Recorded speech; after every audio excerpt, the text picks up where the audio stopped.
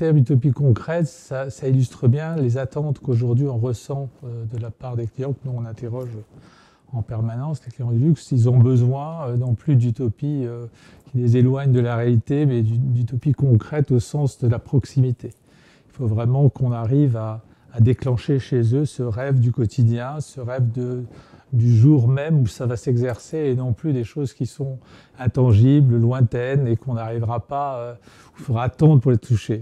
On a besoin d'immédiateté, on est dans un monde de forte tension, on sort de 2 ans d'enfermement, de crise, de tension, d'angoisse et il y a un vrai besoin de retrouver un bonheur présent, immédiat, quotidien, accessible. Et je pense que c'est ça les utopies concrètes, c'est les utopies qu'on va tout de suite pouvoir toucher du doigt et s'approprier. Voilà, je pense que c'est une période où on a besoin d'immédiateté et de tangible.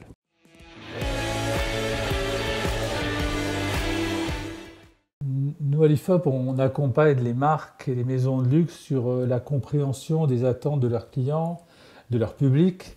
Et dans les missions qui nous sont demandées aujourd'hui, de plus en plus on nous demande d'être prospectif, de mieux comprendre les attentes, les désirs des consommateurs pour essayer de révéler les actions pertinentes que les marques doivent mener pour arriver à les toucher, à les embarquer, à les stimuler dans leurs désirs de la marque.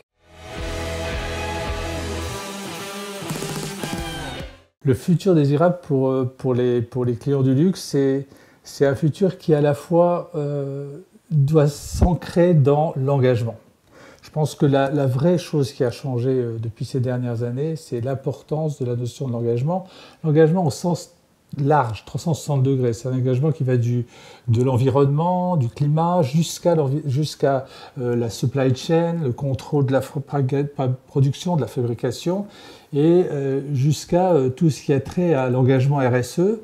L'engagement, c'est plus une notion un petit peu froide, un petit peu austère, pas très sexy. L'engagement, aujourd'hui, c'est devenu quelque chose de beaucoup plus positif. Et c'est là où on retrouve l'autre dimension fondamentale du luxe, qui est l'émotion.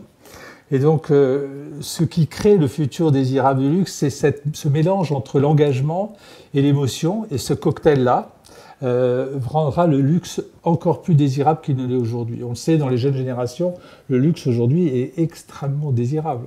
Les enquêtes qu'on fait montrent que le luxe n'a rien perdu de son pouvoir d'attraction.